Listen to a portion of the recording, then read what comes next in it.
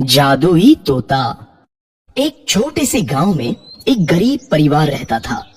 उस परिवार में रामू और उसकी बीवी सीता उसके बेटे चिंटू के साथ रहते थे। उसी गांव में एक तोता भी रहता था। उसका नाम था रघु। वो किस्मत का धनी था।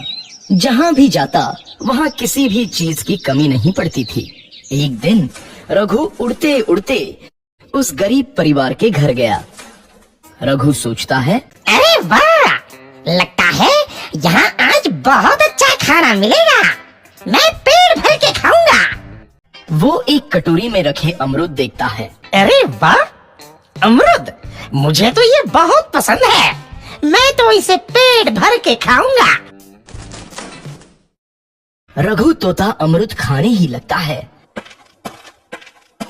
तभी सीता रघु को अमरूद खाते देखती है तो गुस्सा हो जाती है और उसे वहां से भगा देती है। भाग यहाँ से, न जाने कहां से आ जाते हैं। मैं तो परेशान हो गई हूँ इनसे।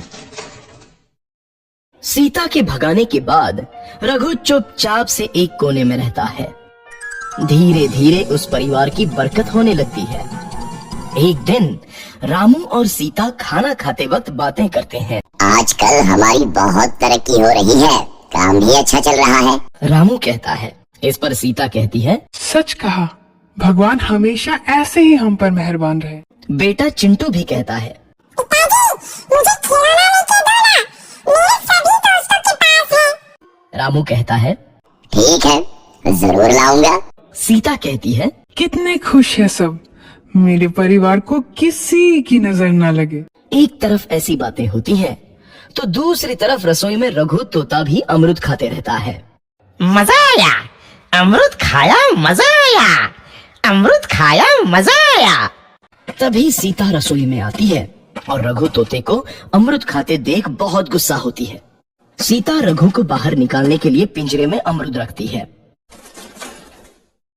रघु जब अमरूद खाने लगता है तो पिंजरे का दरवाजा बंद हो जाता है और वो उसमें फंस जाता है। मुझे बाहर निकालो, मैं यहाँ फंस गया हूँ, मुझे बचाओ। अगले दिन सीता पिंजरा उठाकर बाहर दूर उस रघु को छोड़ देती है। रघु के जाते ही उनके घर आई बरकत धीरे धीरे कम हो जाती है। उन्हें बहुत घाटा होता है। सीता कहती है, ये क्या हो रहा है, अचानक इतना कैसे बदल गया? अभी तक तो सब कुछ अच्छा चल रहा था। रामू कहता है, लगता है भगवान हम पर रूठ गए हैं। चिंटू भी कहता है और वो रोने लगता है और बाहर चला जाता है। कुछ दिन बाद रघु तोता फिर से उस घर में आता है। वापस आया, मैं वापस आया, अब मैं जमकर अमरूद खाऊंगा। रघु सीधा रसोई घर में चला जाता है और अमरूद खाने लगता है। कुछ देर बाद सीता रसोई में आती है और रघु को देख कहती है, एक तो घर में पहले से इतनी दिक्कत चल रही है और ऊपर से ये तोता मुझे और परेशान कर रहा है। सीता रघु को वहां से भगा देती है। रघु उड़कर किसी कोने में छुप जाता है। कुछ दिन बाद धीरे धीरे उस घर की बरकत वापस आने लगती है। काम भी अच्छे से चलने लगता है। एक रात जब रघु तोता अमरूद खाने जाता है तो पिंजरे में फंस जाता है। ये लोग आखिर चाहते क्या हैं? एक तोते को शांति से अमरूद खाने क्यों नहीं देते? मैं कौन सा चोरी कर रहा हूँ, बस अमरूद ही तो खा रहा हूँ। तभी रामू वहां आता है और पिंजरे में रघु तोते को देख उसे बाहर छोड़ देता है। ये तोता भी कितना जिद्दी है, बार बार वापस आ जाता है। जैसे ही रामू रघु को छोड़ देता है, अगले दिन से फिर से उनके घर की बरकत जाने लगती है। काम में घाटा होता है।